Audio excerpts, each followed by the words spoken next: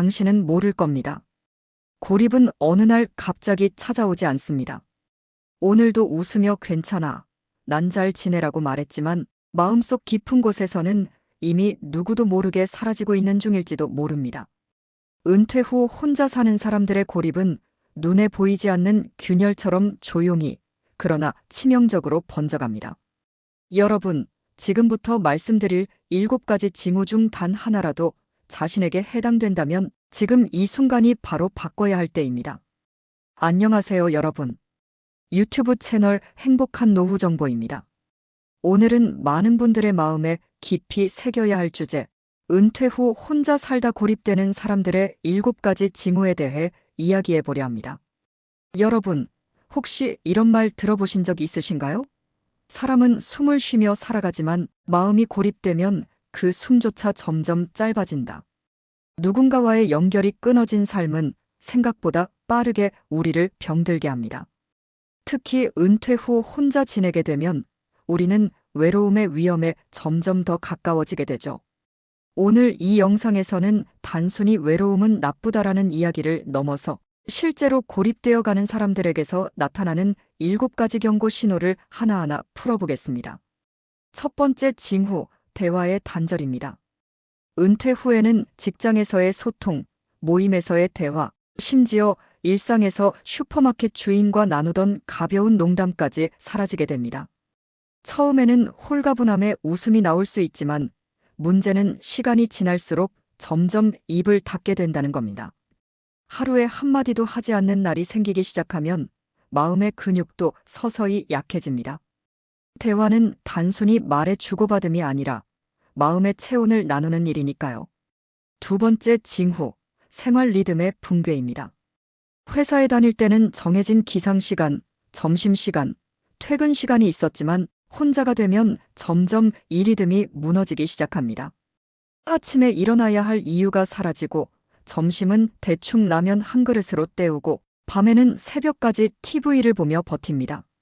이런 생활 리듬의 붕괴는 건강에 직접적인 영향을 미칠 뿐 아니라 사람을 무기력하게 만들고 점점 외부 세계와의 연결을 차단하는 방향으로 나아갑니다. 세 번째 징후, 전화기나 메시지 확인이 줄어들립니다. 예전에는 누구한테 문자라도 하나 오길 바라며 전화기를 붙들고 있던 사람이 어느새 폰을 꺼놓거나 방치하는 날이 늘어납니다. 어차피 연락 올 사람도 없는데 뭐. 이런 생각이 들기 시작하면 이미 마음의 문이 닫히고 있는 신호입니다. 작은 연결의 끈마저 끊어지는 순간 사람은 자기 안에 갇히게 되죠. 네 번째 징후, 건강관리 소홀입니다. 혼자 살면서 무너지기 쉬운 부분 중 하나가 바로 건강관리입니다. 병원은 귀찮고 약은 떨어져도 며칠쯤 괜찮겠지 하며 넘깁니다. 음식을 챙겨 먹는 것도 점점 귀찮아지고 영양 불균형은 피로와 우울감을 부릅니다. 자신을 돌보지 않는다는 건 나는 소중하지 않다는 무언의 메시지를 자기 자신에게 보내는 일이기도 합니다. 다섯 번째 징후, 취미나 관심사의 상실입니다. 예전에는 낚시, 그림, 음악 감상처럼 즐기던 것들이 있었지만 어느 순간 귀찮다는 이유로 다 내려놓게 됩니다. 취미는 혼자서도 세상과 연결되는 중요한 끈입니다. 그것이 사라지면 우리는 점점 나는 아무것도 아닌 사람이라는 공허함 속으로 빠져들게 됩니다. 여섯 번째 징후, 외출 횟수 감소입니다. 처음에는 하루 한 번이라도 슈퍼나 공원에 나가던 사람이 이제는 일주일에 한 번, 한 달에 한 번으로 줄어듭니다. 그러다 보면 밖은 위험하다는 생각이 자리 잡으며 문 밖 세상 자체를 두려워하게 됩니다. 2단계까지 오면 고립은 거의 완성 단계에 접어든 것이죠. 7번째 징후, 자존감의 붕괴입니다. 마지막이자 가장 위험한 징후는 바로 자신에 대한 믿음을 잃는 것입니다. 나는 이제 필요 없는 사람이다. 내가 없어도 세상은 잘 돌아간다. 누구한테도 패 끼치지 않는 게 최선이다. 이런 생각이 들기 시작하면 스스로를 무너뜨리는 늪에 빠진 것이나 다름없습니다. 여러분, 혹시 지금 이 7가지 중 하나라도 해당된다면 반드시 기억하세요. 문제는 나한테 생겼다가 아니라 지금이라도 바꿀 수 있다는 데 있습니다. 그렇다면 어떻게 하면 이 고립의 덫에서 벗어날 수 있을까요? 먼저 하루 한 번은 누군가와 말을 나누세요. 반드시 긴 대화가 아니어도 좋습니다.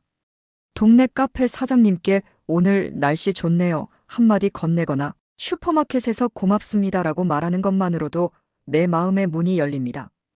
둘째, 하루 일과표를 만들어 보세요. 기상시간, 식사시간, 운동시간, 취침시간을 적어두고 알람을 맞춰 움직입니다. 처음에는 귀찮아도 일주일만 실천하면 무너진 리듬이 다시 잡힙니다. 셋째, 전화기 사용을 다시 시작하세요. 먼저 연락 오는 걸 기다리지 말고 내가 먼저 안부 전화를 걸어보세요. 갑자기 연락해서 미안해요가 아니라 생각나서 연락했어요라고 말하는 거예요. 상대방도 반가워할 겁니다. 넷째, 건강관리를 습관화하세요. 작은 목표부터 시작하세요. 하루 한 번 제때 약 먹기, 일주일에 한 번 병원 가기, 하루에 10분 스트레칭하기. 몸이 좋아지면 마음도 따라옵니다. 다섯째, 취미를 되살리세요. 과거에 즐기던 취미를 꺼내보거나 새로운 것에 도전해보세요. 손뜨개, 색칠 공부, 작은 화분 키우기, 스마트폰으로 동영상 편집하기도 좋습니다. 여섯째, 매일 밖으로 나가세요. 비가 오더라도 눈이 오더라도 매일 5분이라도 밖에 나가보세요. 햇볕을 쬐고 바람을 느끼고 사람 구경을 하면 내 마음의 창문이 열립니다. 마지막으로 자존감을 높이는 말을 자신에게 건네세요. 나는 소중한 사람이다. 나는 오늘도 잘 해냈다. 내일은 오늘보다 조금 더 나아질 거다. 이런 말은 처음에는 어색하지만 계속 반복하면 마음에 새겨집니다. 행복한 노후 정보에서는 앞으로도 이런 따뜻한 이야기들을 꾸준히 전해드릴 예정입니다. 여러분이 고립이라는 어두운 터널에서 벗어나 다시 세상과 연결될 수 있도록 말이죠. 마지막으로 오늘의 영상을 보고 계신 여러분께 질문 하나 드립니다. 지금 이 순간 연락하고 싶은 사람이 떠오르셨다면 망설이지 말고 전화를 걸어보세요. 그 한 통의 전화가 당신의 마음을 따뜻하게 데워줄지도 모릅니다. 지금까지 행복한 노후 정보였습니다. 여러분, 우리 모두 연결된 삶을 위해 한 걸음 내딛어 볼까요? 감사합니다.